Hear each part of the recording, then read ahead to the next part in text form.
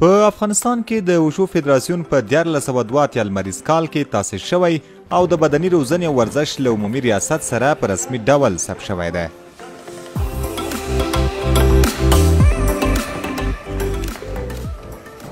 دغه ورزش په لومړیو کې په پلازمینه کابل او څو نږدو ولایتونو کې وو او اوس د افغانستان د 34 ولایتونو له ډلې په 28 ولایتونو کې ترسره کیږي او ګڼ شمېر مینوال یې پیدا کړي دي.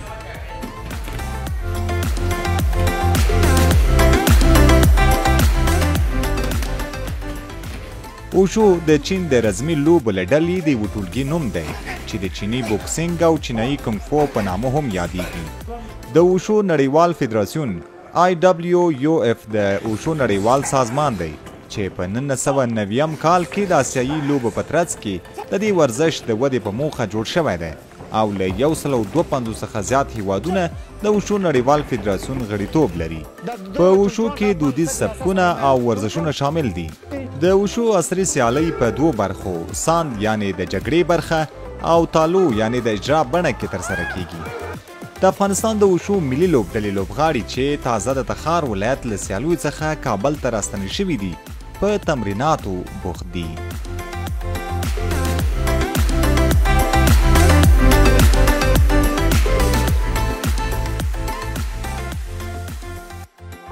د افغانستان وشو ملي لوبډلې روزونکی خالد هوتک چې د سویلي اسیا د اولمپیک د سرو زرو میډال هم لري اوس د ملي لوبډلې روزونکی دی. نوموړی وایي په افغانستان کې وشو ډیر مینوال لري او ځوانان غواړي چې وشو لوبه زده کړي. نوموړی زیاتوي هغه امکانات چې په بهر کې شته دي او د وشو لوبې د تمرین لپاره اړین دي په افغانستان کې نشته، خو بیا هم په دې نشتو امکاناتو کې افغان زړورو ځوانانو هیواد ته بریاوې راوړي او د وشو په سترو سیالیو کې ځلیدلي چې د سپینو او سرو زرو میډالونه یې ګټلي دي. تجربه خارجي را کسب کردیم د سراسر ما په بهرنیو هیوادونو کې ډېرې تجربې ترلاسه کړې دي. هلته چې لوبو ته تللي یو تمرین مو کړی او همداراز په دې هم پوهه یو چې یو څوک څنګه اتل کیږي، له کومه ځایه یې باید پیل کړي، څه ورته پکار دی، څنګه تمرینات باید ترسره کړي. خو په ټوله کې تر اتلولي رسېدل اسانه کار نه دی، ډېر زحمت ته اړتیا لري او زموږ ځوانان په نشتو امکاناتو هم ځانونه ثابت کړي دي. دا په کابل کې د وشو یو تمریني کلب دی. دلته چې تاسو ګورئ په ډېر زیات تعداد سره ځوانان او د وشو علاقمند راځي. روزانه دوی یا یو ورځ بعد دوی د خپل تمرینونو ته ادامه ورکوي. د دې ځای مسؤل د دې کلب مسؤل چې دا ور به شو د هغه نه به هم وپوښتو چې دلته په څومره تعداد کې د وشو مینوال دي او روزانه یا یو ورځ بعد راځي دوی خپل تمرینونه کوي.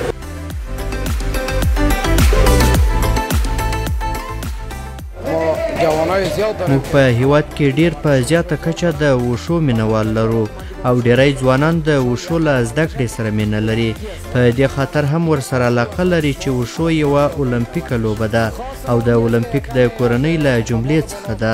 زموږ غوښتنې له لوړپوړو چارواکو څخه دا دي، په خاصه توګه د اولمپیک له ادارې څخه چې ځوانانو او کلبونو ته پاملرنه وکړي تر څو موږ وشو کولی چې د ټولنې لپاره د ورزش له لارې خدمت وکړو.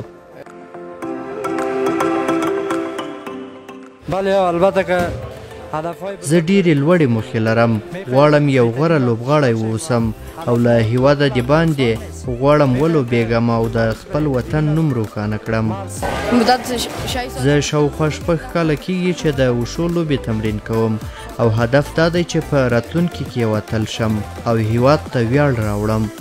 په افغانستان کې د وشو له مخکښو پخوانیو لوبغاړو څخه احمد کروخي چې اوس د وشو فدراسیون کې فني مرستیال دی وایي چې له شک پرته وشو د افغانستان په ډیری ولایتونو کې زیات مینوال لري او دا ورزش ورځ په ورځ د پرمختګ په حال کې دی.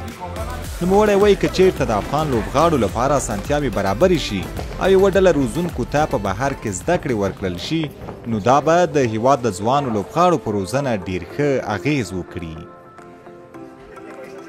ما امیدوار به هستیم که فدراسیون جهانی موږ هیلهمند یو چې د وشو نړیوال فدراسیون له افغانستان سره همکاري وکړي. حد اقل زموږ یو تعداد روزونکي د تالو او ساندا په برخو کې وشي په چین هیواد کې ورته د سیمینار زمینه برابر شي، نو دا به ډیر ښه کار وشي چې هلته زموږ استادان زده کړې وکړي او بیا دوی په ټول هیواد کې خلکو ته سیمینارونه پر لار واچوي. دا به زموږ ډیره لویه لاسته راوړنه وي. موږ تر خپله وسه ابتدایي امکانات لرو، همدا چې موږ په نړیوالو لوبو کې برخه اخلو، ښه نمایندګان لرو، خو اړتیا د امکاناتو او روزونکو ده چې پر مختلفو هیوادونو کې زده کړې وکړي. په ځانګړې توګه په دې برخه کې د چین همکاري ته اړتیا لرو. د وشو ملي لوبډلې لوبغاړي وایي دوی په نشتو امکاناتو تمرین کوي او غواړي چې وشو زده کړي، ځکه له وشو زده کړې سره زیاته مینه لري. نصرت الله حبیبي چې د ملي لوبډلې لوبغاړی دی، د نړۍ د سپینو زرو میډال هم له ځانه سره لري.